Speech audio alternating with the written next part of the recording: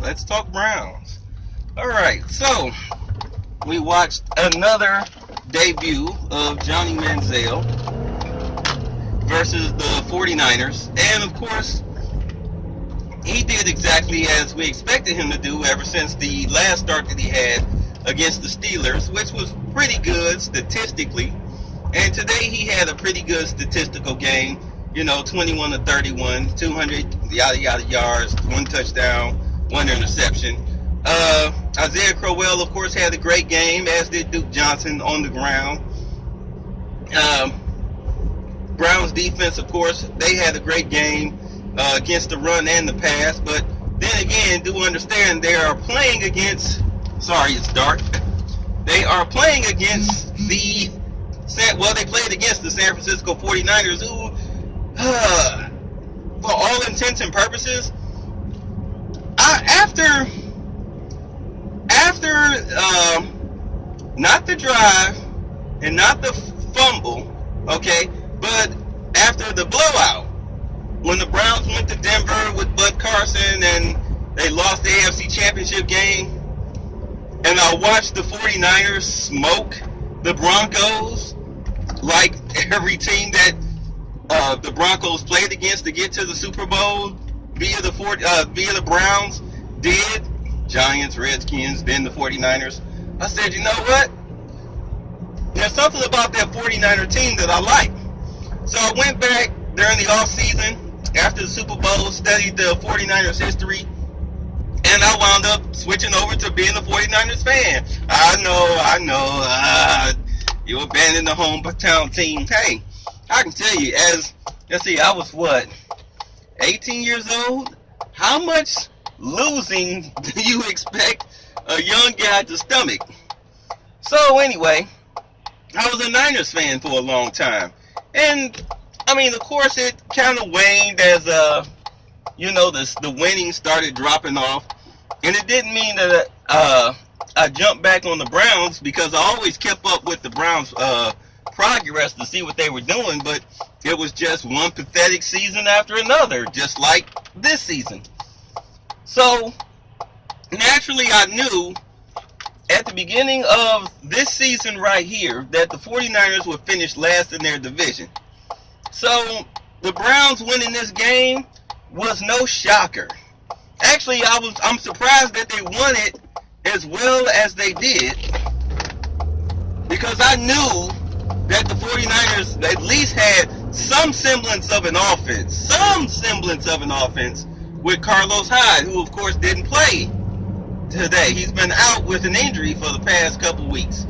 Of course, Kaepernick is on injured reserve with the shoulder surgery. So it is what it is concerning the 49ers. Now with the Browns and Johnny Manziel, I put it like this: the Niners defense, I'll jump back on Manziel in a minute, but with the Niners defense, you knew that the Niners defense was going to be garbage. They lost 9 of 11 starters. What type of defense are you going to have when you have that type of turnover in one fell swoop? Retirements, free agency, cuts, trades. Your defense is going to be garbage, and the Browns exposed that, as a lot of teams have done all year round. Now, when it comes to Johnny Manziel's performance, you saw Johnny Manziel be the playmaker that he was in college, which is the playmaker that I always knew that the Browns' offense sorely lacked, especially at quarterback.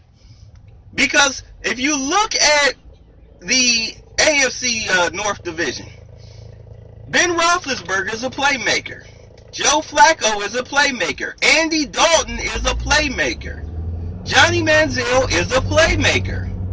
And the game has slowed down for him. He's finally caught up to game speed, NFL game speed. Last year, when he was trying to run away from defensive ends, they was dragging him down. They was getting to him.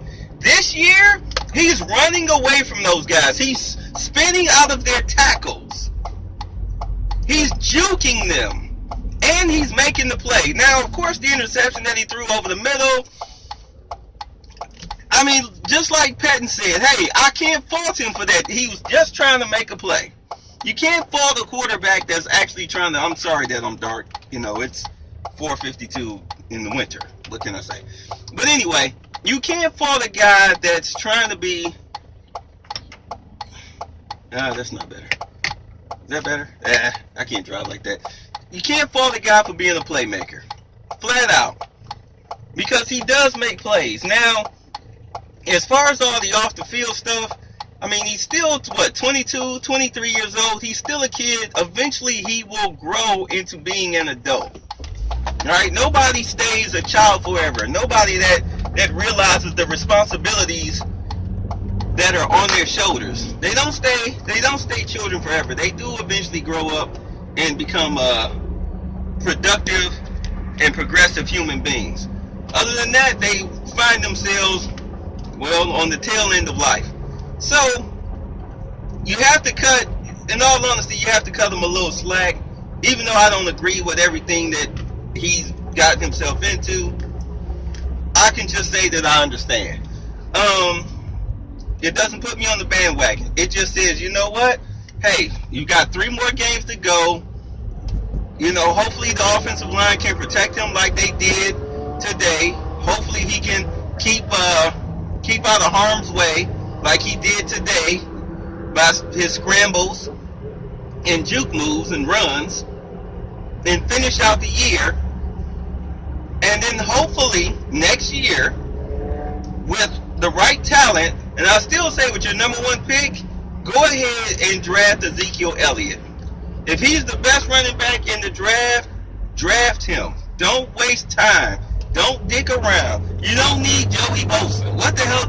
When you need a running game, okay, don't think that game that Isaiah Crowell had today meant that he's back. No, it's just that the Niners defense is garbage. But anyway, don't think Joey Bosa is your answer. He's not your answer. All right? You need a running back. You need a running back that can play in that Cleveland winter. All right? You need a power back. And you need at least, 3 more wide receivers that are over 6 feet tall. Let's be honest here. You need to put Cam Irving in that weight room and work on his technique. That kid, you need to have him train with Arnold Schwarzenegger, so that way he can get his manhood up physically. Will the coaching staff be back? Goodness gracious, I hope not.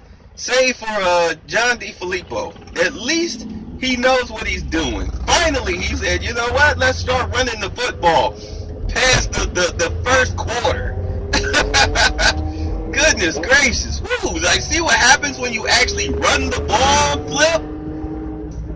You actually get some yardage. But anyway, yeah, hopefully the new coaching staff that comes in, hopefully they keep Flip and hire an actual offensive line coach. I would actually go after some of the best offensive line coaches in the business. I definitely wouldn't hire anybody that coaches from the Buddy Ryan coaching tree. Whatever coach you get, make sure that they're a bona fide proven winner who's not an assistant somewhere. All right? Feeding off of the coattails of another coach and that person's players. People are talking about Hugh Jackson or possibly Mike Singletary.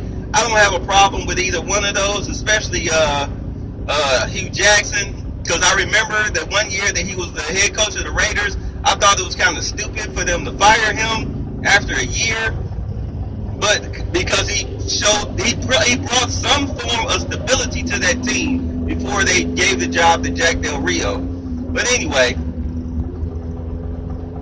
oh my goodness, what is going on here? Oh, guys, got a flat tire. All right. Man, every time I'm on the road, people do dumb stuff on this road. I've got bikers on the side of me, and police on the left of me. All right. Anyway, you need proven winners. You need proven winners. You need guys whose trial and error has more wins than losses with what they do as coaches. All right, and if you're going to go the free agent route, oh my goodness, you have to go after the type of free agents the Browns need. They don't need guys who have been in the league for more than 8 years. Nobody that's been in the league for more than 8 years, because anybody after that, you're looking at people who are just looking to cash in on their last payday. You're looking for people who are looking to cash in on their last payday and just milk it for whatever it's worth until their career is over. Because from what I understand, after 9 years in the league, you get your pension. So, and your pension is based on your salary. So, what are you really getting there? Right? You're getting somebody that's just playing the string for their pension. Although I can't lie, Carlos Dansby has at times shown that he's really into the games, as has Williams. And also today, well, of course, as we saw Paul Kruger, he looked like he was finally into the game, finally ready to play. It's fine. It's all dandy. Like I said, it was the Niners. It was a weak team. But where have they been all year save the Tennessee game? Exactly. So, I wouldn't be jumping for joy just yet. I mean, sure, celebrate this win. But we got Seattle coming up, which is going to be a real true test. All right, as far as Johnny Manziel's ability, escapability, and improvisation. And then you've got, oh crap, who you got after that? Kansas City, and then the Steelers. Yeah, those are going to be some real true tests, but the real test will happen next week against Seattle. So, go Browns. We're proud of the W. Don't expect you to get another one, but if you do, it'll be a pleasant surprise. All right, y'all. That's it for the Browns talk. I'll talk to y'all later. Peace. Sorry again for the darkness. Like I said, I'm in the car, and I had to get that off my chest. Peace.